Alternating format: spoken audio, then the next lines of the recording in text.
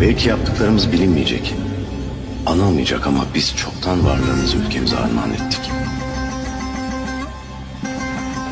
Bugün bu demirden tabutta bitse de hikayemiz, biz ölmeyeceğiz. Çiçek olup dağlarda açacağız. Şehit olup yüreklerde yaşayacağız. Bizim için önemli olan vatan ve içinde dalgalanan bayrak.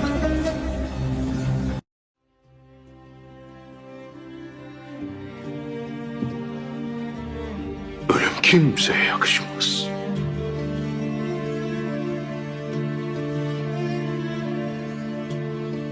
Lakin bazıları vardır ki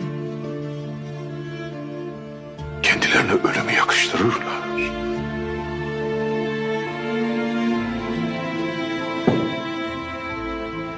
Öyle güzel ölürler ki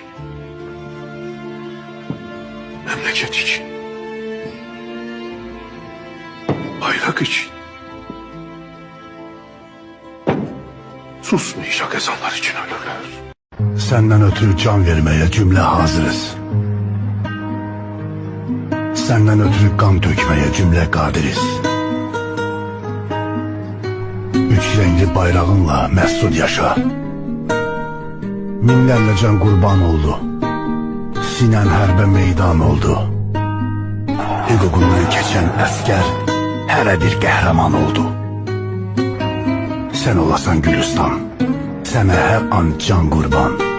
Sənə min bir məhəbbət, sinəndə tutmuş məkan. Namusunu hifz etməyə, bayrağını yüksəltməyə cümlə gənclər müştaqdır. Şanlı vətən Azərbaycan.